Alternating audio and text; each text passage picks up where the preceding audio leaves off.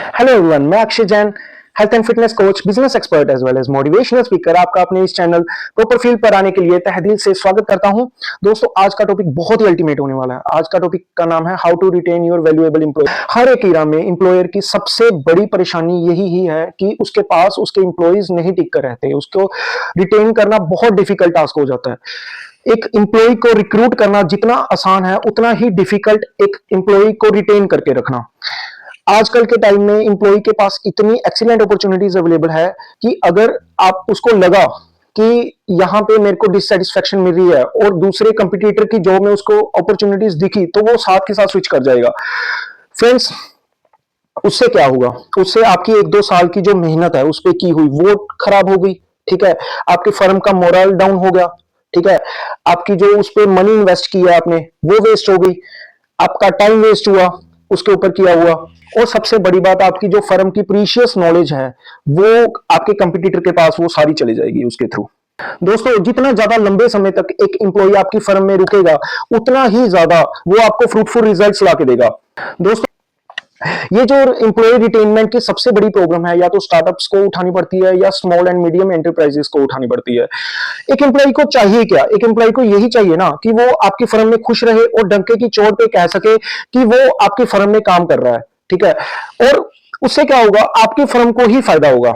आज की वीडियो में मैं आपको स्टेप बाय स्टेप गाइड करूंगा कि एक एम्प्लॉय आपकी फर्म को क्यों छोड़ रहा है। केस स्टडीज बताऊंगा और साथ के साथ प्रैक्टिकल सॉल्यूशंस पर बात करेंगे, ताकि आप उन सॉल्यूशन पर चल के अपने एम्प्लॉय को रिटेन कर पाओ। ये कोई 1-2 दिन का तो प्रोसेस है नहीं एम्प्लॉय को रिटेन करने का। ये तो लगातार आपको एफर्ट्स करनी पड़ेंगी, लगातार एफर्ट्स करनी पड़ेंगी, ताकि आप एम्प्लॉय को रिटेन कर पाओ। एक आपको राज की बात बताएं, गाना नहीं गा रहा हूं, एक बात बता रहा हूं, एम्प्लॉय आपको कभी भी छोड़ना नहीं चाहता। तो फिर वो उस फर्म या कंपनी को छोड़कर क्यों जा रहा है? फ्रेंड्स, सबसे बड़ा कारण है जो उसका इंप्लॉयर है, मैनेजर है या बॉस है, करंट बॉस है, उसके साथ उसके क्लैशेस होना। क्लैशेस किस वजह से होंगे? इन 6 कारणों की वजह से। नंबर 1, जब उसका बॉस, उसका करंट मैनेजर या उसका इंप्लॉयर उससे ओवर स्ट्रेस होकर काम करवाता है, उसको ओवरबर्डन होकर उसको काम देता है, और वो इतना ज्यादा स्ट्रेस में आ जाता है, उसकी जो प्रोफेशनल और पर्सनल लाइफ है वो जीरो हो जाती है, जिसके कारण उसके पास और कोई चारा ही नहीं होता उसको छोड़ने के अलावा। नंबर 2, फेक प्रोमिस करता है। एम्प्लॉयर जो है अगर एम्प्लॉय के साथ फेक प्रोमिस करे, इससे अच्छा ना ही करे तो बेटर है। अगर उसके साथ प्रोमिस किए, जैसे कि मैं तेरे को हेल्थ इंश्योरेंस दूंगा, मैं तेरे को प्रमोशन दूंगा, मैं तेरी सैलरी हाई करूंगा, जो ये रीजन मैंने बताए हैं, ये रीजन देता है या और भी रीजन देता है और उसको फुलफिल नहीं करता, तो एम्प्लॉय डिससेटिस्फाइड होगा और वो आपकी फर्म को छोड़कर ही जाएगा। Number 3, lack of appreciation and recognization. जब इंप्लॉयर क्रिटिसाइज इंप्लॉय को ज्यादा करता है, उसको रिस्पेक्ट नहीं दे रहा, उसके साथ सिंपथी नहीं रख रहा और उसको उसके अच्छे काम की वजह से भी उसको अप्रिशिएट नहीं कर रहा, तो इंप्लॉय छोड़कर ही जाएगा ना जॉब को। Number 4, zero connectivity with the employer, boss और मैनेजर। जब उसकी बॉस के साथ बिल्कुल भी नहीं बनती, उसको बॉस उसको कुछ भी नहीं बता रहा कि तेरे से क्या एक्सपेक्ट किया जा रहा है, फर्म के गोल्स क्या है, तेरी रिस्पॉन्सिबिलिटीज क्या है। Number 5, lack of fun factor at the work place. जब एक एम्प्लॉय जो होता है ना, वो 40 आवर्स के करीब काम करता है एक हफ्ते में। जब उसको वहां पे बोर्डम फील हो, लोनली फील हो, तो उसमें नेगेटिविटी आएगी। नेगेटिविटी आएगी तो उसकी प्रोडक्टिविटी कम होगी, जिसके कारण वो नई अपॉर्चुनिटीज ढूंढेगा। Number 6, lack of opportunities for his career growth. जब उसको पता ही नहीं मेरी यहाँ पे क्या कैरियर ग्रोथ होना है, तो वो टेंशन में आ जाता है एम्प्लॉय। पर जाने से पहले मैं एक केस स्टडी आपको बताऊंगा, प्लीज ध्यान से सुनना। एक ओल्ड लाइन मैन्युफैक्चरर नाम की कंपनी थी। वहां पर जो एम्प्लॉयज थे, वो उनकी कोई रिस्पेक्ट नहीं थी। वहां पर एम्प्लॉयर जो था वो उनकी रिस्पेक्ट नहीं करता था, उनके साथ सिंपथी नहीं रखता था। एम्प्लॉय के साथ झगड़ते रहते थे। Employee and professional life zero थी। ठीक है, अब ऐसी एक मैन्युफैक्चरिंग कंपनी है, तो वहां पर तो एम्प्लॉय उनको छोड़कर जाएंगे ही जाएंगे ना। अगर ऐसी कंपनी ने एम्प्लॉय को रिटेन करना है, तो क्या क्या सोल्यूशंस होने चाहिए? Solution number 1, create engaging onboarding process of employee. जब एम्प्लॉय कंपनी में फर्स्ट टाइम आ रहा है, तो उसकी ट्रेनिंग का इंतजाम किया जाए एम्प्लॉयर के द्वारा। उसको रोल्स, रिस्पॉन्सिबिलिटीज उसकी समझाई जाए, कंपनी में क्या है, उसको कंपनी का मिशन, उसका गोल समझाया जाए, कंपनी का लॉन्ग टर्म क्या मिशन है, क्या गोल है, वो समझाया जाए। हर एक एम्प्लॉय से उसको मिलाया जाए, अगर उसको जरूरत पड़ती है तो वो सीनियर एम्प्लॉय की हेल्प भी ले। ठीक है, ऐसा माहौल क्रिएट करना चाहिए कंपनी में, तो एम्प्लॉय अच्छी तरीके से रिटेन करके रहेंगे। Second, show respect and appreciation. अगर उसने कुछ अच्छा किया तो उसको अप्रिशिएट करो। क्रिटिसाइज भी करते हो ना, तो उसको अप्रिशिएट भी करो। जब अप्रिशिएट कर रहे हो तो उसको पब्लिकली अप्रिशिएट करो, तो वो कितना कितना उसको अच्छा लगेगा। अगर कोई ऐसी बात है कि उसको पब्लिकली अप्रिशिएट करना चाहिए ताकि वो दूसरे इंप्लॉइज भी मोटिवेट हो, तो उसको पब्लिकली अप्रिशिएट करो। विद गिफ्ट्स लगा लो या मनी लगा लो या कोई ट्रॉफी लगा लो, उसको दे सकते हो। ठीक है। सोल्यूशन नंबर 3, अपने इंप्लॉइज की परफॉर्मेंस को रेगुलर बेसिस पर रिव्यू करो। अगर इंप्लॉइज अच्छा कर रहे हैं तो उनको और बढ़ावा दो। उनको एमबीए स्पॉन्सर कर सकते हो, उनको ग्रेजुएशन प्रोग्राम स्पॉन्सर कर सकते हो, उनको फर्म के रिगार्डिंग और भी अच्छी अच्छी ट्रेनिंग दे सकते हो, जैसे यूडेमी हो गया प्लेटफॉर्म, जैसे कोर्सेरा प्लेटफॉर्म हो गया। उनको इन प्लेटफॉर्म की सब्सक्रिप्शन दे सकते हो ताकि वो इनमें कोर्स करें और आपकी फर्म को और भी अच्छा एक लेवल पे पहुंचाएं। अगर कुछ इंप्लॉइज में अभी भी गुंजाइश है, वो अच्छा कर सकते हैं, तो उनको रीडायरेक्ट करो। उनको क्रिटिसाइज नहीं करना, उनको रीडायरेक्ट करना है, उनको सुजेस्ट करना है। Solution number 4, voice of organisation.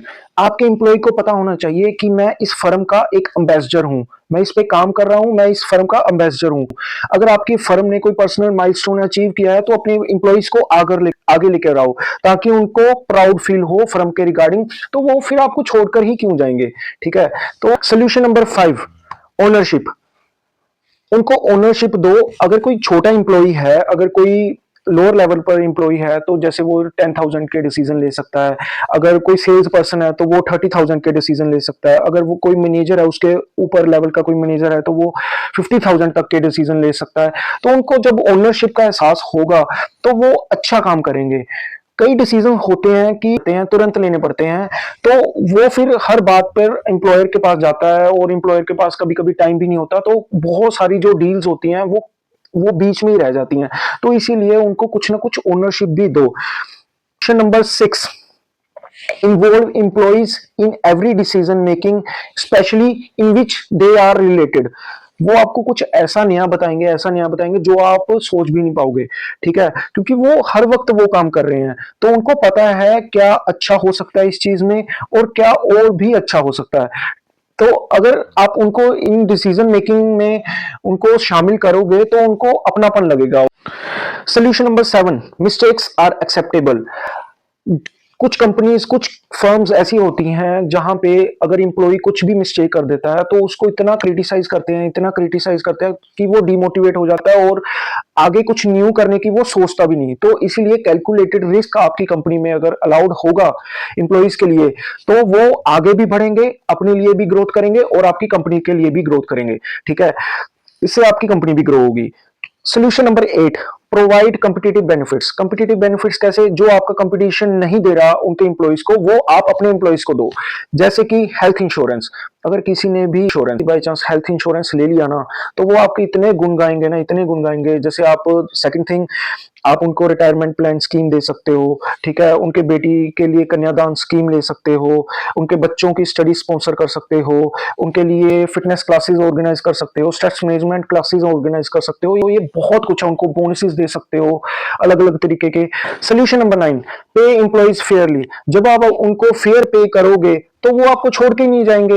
अगर आप उनको इनअप्रोप्रिएटली पे करोगे तो वो एक दूसरे से भी जलसी करेंगे और वो आपकी फर्म को भी छोड़ के जाएंगे और बेटर ऑप्शन ढूंढेंगे। Solution number 10, celebrate every success and milestone reached by your firm. आपकी कंपनी ने कोई भी माइलस्टोन रीच किया तो आप उसको एक फैमिली की तरह सेलिब्रेट करो अपने इंप्लॉइज के साथ। इन द एंड मैं यही कहूंगा कि आपका जो इंप्लॉय है वो आपका सबसे बड़ा कस्टमर है, क्योंकि उसने ही आपका प्रोडक्ट सेल करना है, उसने ही आपकी सर्विसेज सेल करनी है। अगर आपने ये प्रैक्टिकल सॉल्यूशंस पर वर्क कर लिया ना, तो आपका इंप्लॉय आपको कभी भी छोड़ और आपकी फर्म को आपके साथ एक बहुत अच्छे लेवल पर ले जाएगा। Thank you so much and तक बने रहने के लिए।